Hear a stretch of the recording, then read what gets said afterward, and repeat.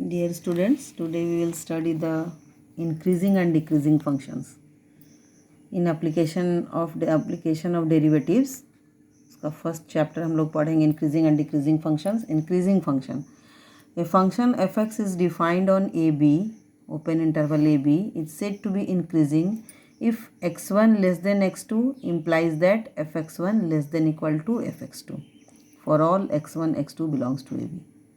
एक फंक्शन है, डिफाइंड है ओपन इंटरवल ए बी में, तो वो इंक्रीजिंग होगा अगर x1 लेस देन x2 है, implies that fx1 less than equal to fx2 for all x1 x2 belongs to B. इसके लिए हम लोग एक एग्जांपल देख सकते हैं कि अगर किसी बच्चे का एज और हाइट का ग्राफ बनाते हैं, एज और हाइट का 5 इयर्स में, अगर 5 इयर्स का कोई बच्चा है उसका हाइट जितना होगा, अगर हम लोग आगे बढ़ते हैं 10 इयर्स में जाएंगे तो हाइट बढ़ेगा, 15 इयर्स में जाएंगे तो हाइट आएगा. तो एक लिमिट अगर 5 to 15 अगर हम लोग देख रहे हैं, उसमें अगर हम लोग डिफाइन कर रहे हैं, तो जैसे जैसे एज बढ़ता है हाइट बढ़ता है. तो एज अगर ये इंडिपेंडेंट वेरिएबल होता है, x1 x2 independent variable and fx1 fx2 dependent variable, depend upon x1 x. सो जैसे जैसे एज बढ़ता है हाइट बढ़ते जाता है. So this is an example of increasing function. Now strictly increasing function. Strictly increasing function क्या है? A function fx is defined on open interval ab is said to be strictly increasing if x1 less than x2 implies that fx1 less than fx2. यहाँ पर strictly वाला sign है, यहाँ पर equal to है. ये कभी कभी बराबर भी हो सकता है.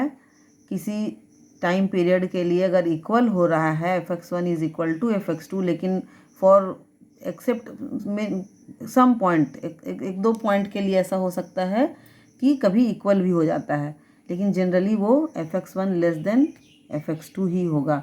यहाँ पर स्ट्रिक्टली है, वो किसी भी पॉइंट के लिए x1 x2 belongs to A B के इंटरवल में भी, ओपन इंटरवल में कोई भी एक ऐसा पॉइंट नहीं मिलेगा जहाँ दोनों इक्वल होगा. हमेशा fx1 लेस देन fx2 होता है. अगर इस तरह का कंडीशन आता है तो fx is strictly increasing function. तो फंक्शन स्ट्रिक्टली इंक्रीजिंग होता है, इक्वल टू का साइन नहीं रहने से. Decreasing function, a function fx is defined on open interval is said to be decreasing if x1 less than x2 implies that fx1 greater than equal to fx2. ये बड़ा हो जाता है fx1, जैसे ही x1 x1 less than x2 है, x1 छोटा है x2 से, लेकिन function fx1 greater than equal to fx2 होता है. ये डिक्रीजिंग फंक्शन का एग्जांपल है. इसको भी हम लोग देख सकते हैं कि अगर मान लीजिए किसी कोई फैमिली है जिसका बैंक बैलेंस हम लोग चेक कर रहे हैं, जो मिडिल क्लास फैमिली का है, तो किसी मंथ के स्टार्टिंग में उसके पास जितना बैंक बैलेंस है, अगर आगे बढ़ते जाते हैं तो वो घटते जाता है, कम होते जाता है. तो जैसे जैसे हम लोग आगे टाइम पीरियड बढ़ेगा उसका बैंक बैलेंस घटेगा. तो ये डिक्रीजिंग फंक्शन का एक सिंपल रियल लाइफ सिचुएशन का एग्जांपल है. तो डिक्रीजिंग फंक्शन हो जाएगा for all x1 x2 belongs to A B.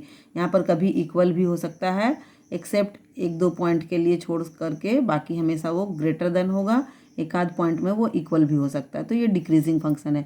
Strictly decreasing में क्या होता है? एक function fx is defined on open interval A B is said to be strictly decreasing if x1 less than x2 implies that fx1 greater than fx2.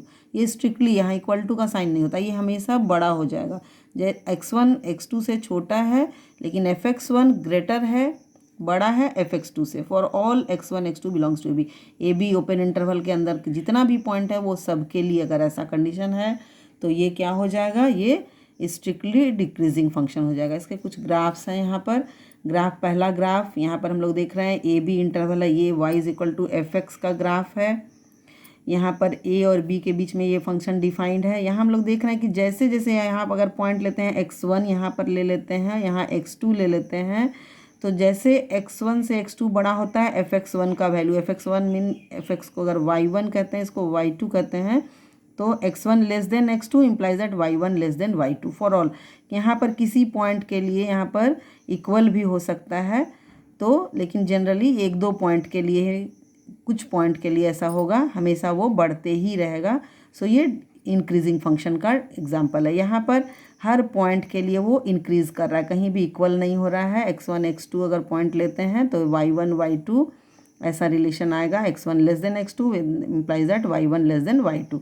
सो ये strictly increasing का example है। यहाँ ऐसे ही डिक्रीजिंग है, डिक्रीजिंग फंक्शन का example, ये भी y is equal to fx का ग्राफ है।